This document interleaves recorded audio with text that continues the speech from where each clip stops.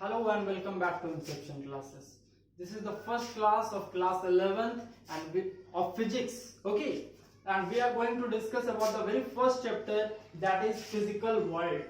Most of the students are of opinion कि इससे बहुत सारे questions नहीं पूछे जाते या questions आते ही नहीं है इससे, चाहे कंपेटिटिव पॉइंट ऑफ व्यू हो या तो बोर्ड पॉइंट ऑफ व्यू हो, इससे क्वेश्चंस नहीं आते. But in my opinion you should start from that very chapter. Okay, physical world, the all about physics. कि physics क्या है, what is physics, और relations of physics, presence of physics, okay, dominance of physics, कि कहाँ पे dominant है physics, कहाँ पे prevalence of physics, कहाँ पे ये prevalent है काफी ज्यादा, okay, range of physics, domain of physics, what is physics, okay, the whereabouts of physics, the introduction of physics. Now the physical world. What is physical world? You know introductory chapter to physics. Physics को एक introductory chapter ये physical world जो कि physics के बारे थोड़ा सा आपको introduce करवाता है कि physics क्या है, कहाँ पे present है, okay, कहाँ कहाँ पे penetrate करता है, penetration power कहाँ तक है, इसका range कहाँ तक है physics का. Okay, now we are going to discuss about the physical world. First of all physics से रिलेटेड अगर आप बात करोगे कि ये कहां से कहां तक प्रेजेंट है, okay, microscopic level to the macroscopic level. Microscopic level means what, it can explain about the presence of electron. ये एक इलेक्ट्रॉन के भी प्रेजेंस को डिफाइन कर सकता है. दूसरे वे में अगर मैक्रोस्कोपिक लेवल पे आप जाओगे तो it can explain the presence of universe. Universe के भी प्रेजेंस को इट कैन एक्सप्लेन. फॉलो करना, पॉइंट्स को आप फॉलो करना कि छोटे से छोटा चीज, बड़ा से बड़ा चीज, इसको कौन एक्सप्लेन करता है? फिजिक्स. आप जिस घर में रह रहे हो, ओके, बहुत बड़ा इंफ्रास्ट्रक्चर होता है, इसको भी डील करता है फिजिक्स. एंड सेकंड वन, आपका घर जिस यूनिट चीज से बना हुआ है उसको भी एक्सप्लेन करता है फिजिक्स, दैट इज ब्रिक्स. आपका घर जिस ब्रिक्स से बना हुआ है उसके अबाउट एक्सप्लेनेशन कौन देता है? फिजिक्स. और आपका पूरा घर का भी explanation physics. And now more penetrated way is that कि जिस ब्रिक्स से आपका घर बना हुआ है, ओके, उस ब्रिक्स के कॉन्स्टिट्यूएंट पार्टिकल्स कौन है, उस ब्रिक्स को कंपोज करने वाला कौन है? That is also physics. Atoms, okay, ये फिजिक्स ही डील करता है. फॉलो करना, prevalence of physics, presence of physics, कहां पे प्रेजेंट है, ओके. आप क्लास 9th में पढ़े हो ग्रेविटेशन, ओके. आप एक छोटे से टॉपिक से, ग्रेविटेशन के टॉपिक से आप समझ सकते हो कि फिजिक्स का क्या प्रेजेंस होगा, because gravitation is just a part. Just समझना आप, अगर ये बड़ा बोर्ड ये फिजिक्स है, ओके, तो ग्रेविटेशन ये है. Gravitation is just a part, because physics का जो डोमेन है, फिजिक्स का जो रेंज है, ये काफी बड़ा है. Now just know about gravitation and then we will move to further explanation of physics. Gravitation के रिगार्डिंग अगर आपके माइंड में जो इंफॉर्मेशन है, जो पहले से इंफॉर्मेशन आपके माइंड में होगा, वो क्या होता है कि दो मासेस के बीच में फोर्स लगता है ना, ऐसा कुछ, M1 M2 separated by a distance r. Follow करना, okay. F is equal to, आप क्या लिखते थे? G इंटू M1 M2 बाई R square. The force of gravitation between any two body. तो हम उस केस में क्या पढ़े हुए होते थे कि it is the force between sun and earth, okay, sun and moon, moon and earth, earth and Mars, मतलब जितने हेवनली बॉडीज है, ओके. बट एक्चुअल में ये ग्रेविटेशन का लॉ जो है ये कहलाता है क्या? Universal law of gravitation. Means it is a universally present force जो कि यूनिवर्स में हर जगह प्रेजेंट है. फॉलो कर रहे आप? यूनिवर्स में ये हर जगह प्रेजेंट है ये फोर्स. तो क्या ये सिर्फ हेवनली बॉडीज तक ही रिस्ट्रिक्टेड है? ओके क्या सिर्फ हेवनली बॉडीज ही एक्सपीरियंस करते हैं ग्रेविटेशनल फोर्स को, और we can also experience gravitational force. Our fan, our buildings, this duster, this pen can also experience. Is it the real fact? क्या ये एक्चुअल में ऐसा होता है कि ये पेन भी ग्रेविटेशनल फोर्स एक्सपीरियंस करता है? Yes, it is. अगर ये पेन और ये डस्टर के बीच में अगर आप कैलकुलेट करोगे, there is gravitational force, gravitational force होता है, बट ये दोनों अट्रैक्ट क्यों नहीं होते? बिकॉज अगर सपोज दैट इन दोनों को आप एक टेबल पे रख दो और आपके माइंड में चल रहा है कि ग्रेविटेशन की वजह से ये दोनों ऑब्जेक्ट्स आपस में अट्रैक्ट हो जाएंगे. It is not possible because of two reasons.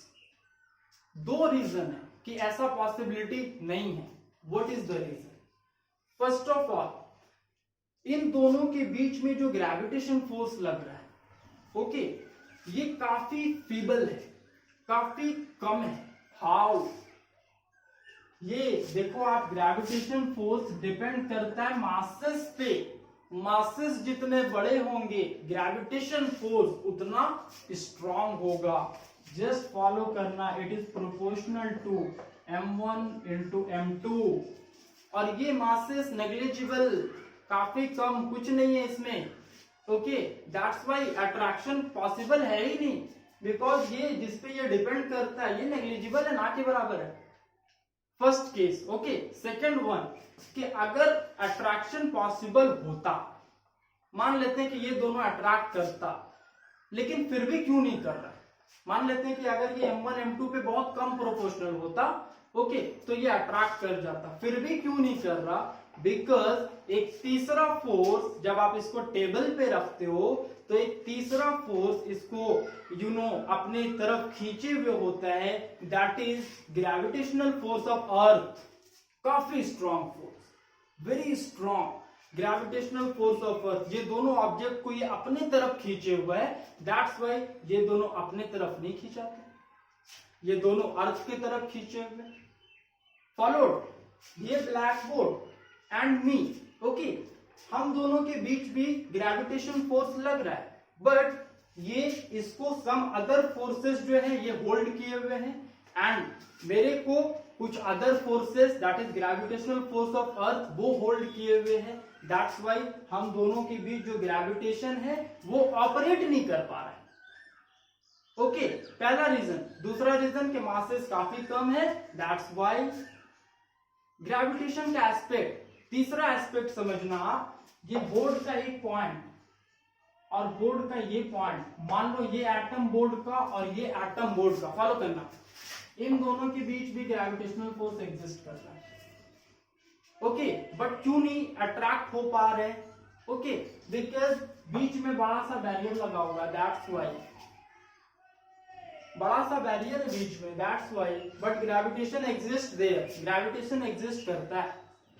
It exists at macroscopic level and also it exists at microscopic level.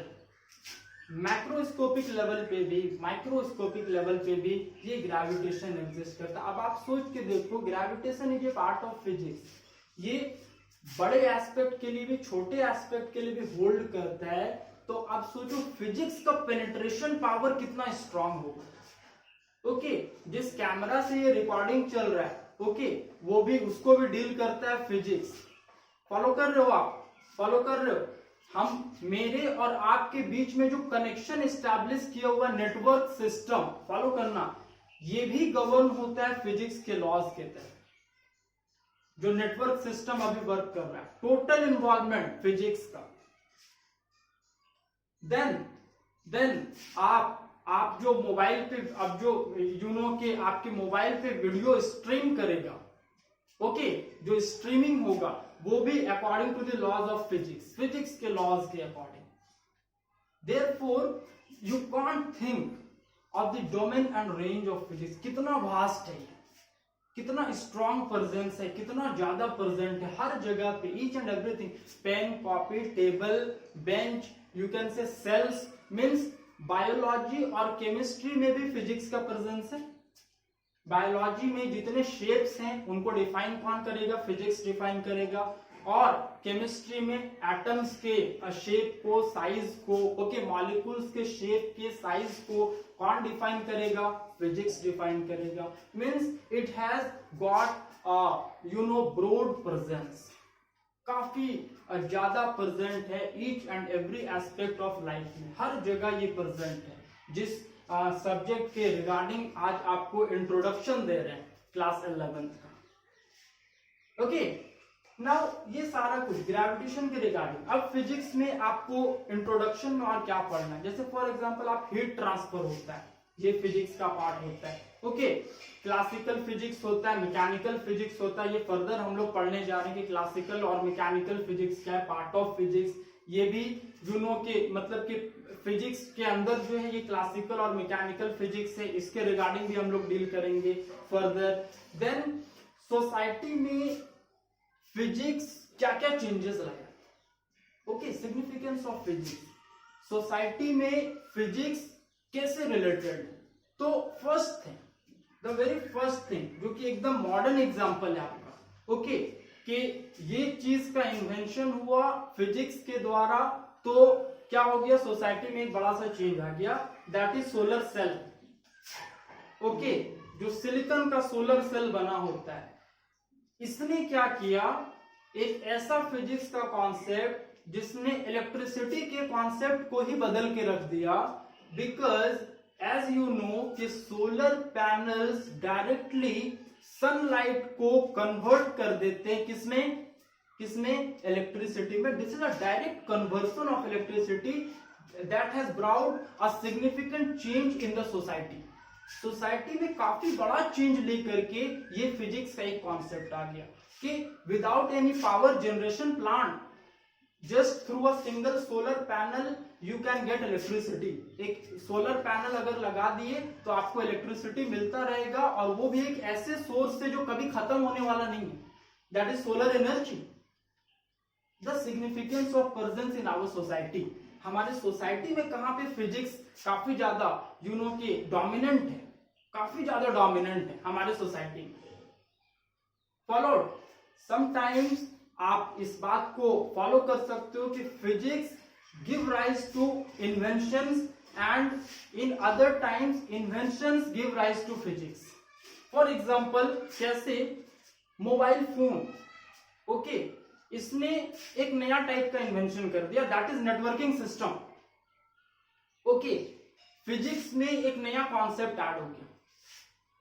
Follow कर रहे हो आप कि आप मेरे और आपके बीच में जो कनेक्शन एस्टैब्लिश किया हुआ है, ओके, ये मैं मतलब मेरे से जितने स्टूडेंट्स पढ़ रहे हैं मैं उनको बहुत कम लोगों को जानता हूं, ओके, या हो सकता है मैक्सिमम को मैं नहीं जानता हूं, but still we can interact.